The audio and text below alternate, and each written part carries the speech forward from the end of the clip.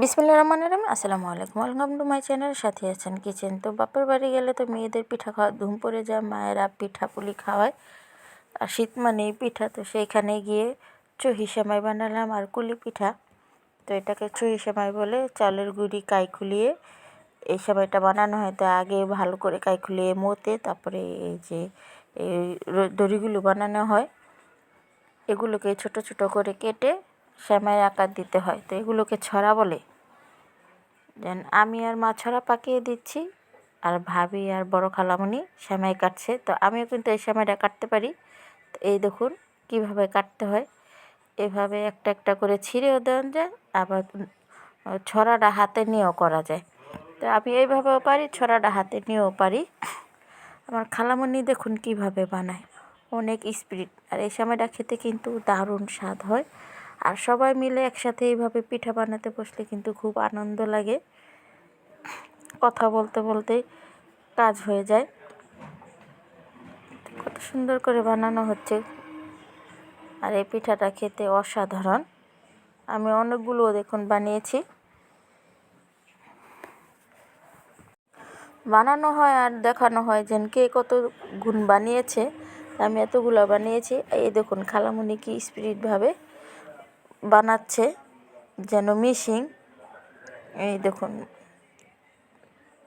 মাশাআল্লাহ, খালামণি দেখুন কতগুলো বানিয়েছে। আর এটা হলো আমার সবার বড় খালামণি, আমার মা খালা 5 জন, এটা হলো সবার বড়।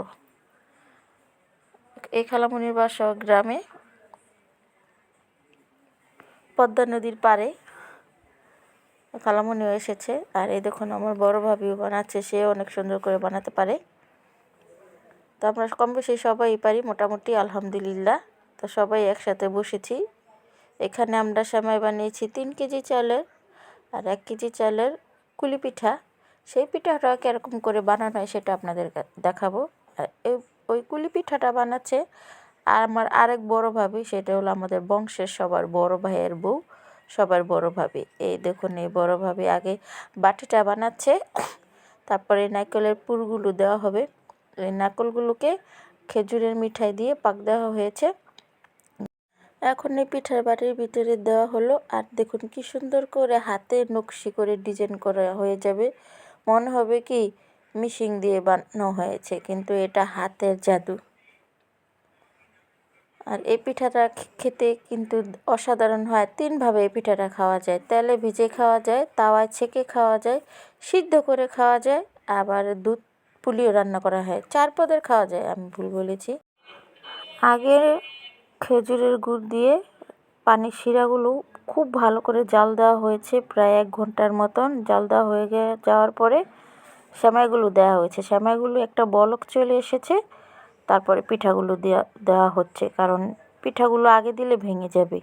পিঠাগুলো পরে দিয়ে সামান্য একটু 1 মিনিটের মতো রাখা হয়, তারপরে দুধ দিয়ে নামানো হয়ে যায়। আর এই পিঠাগুলো খুব নরম থাকে, তাই নাড়াচাড়া করা যাবে না।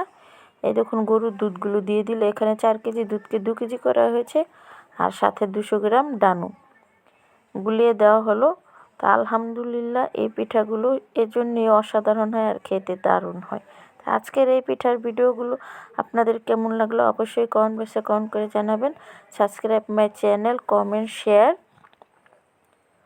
দেখুন সবাই কিন্তু একসাথে পিঠা বানাচ্ছি।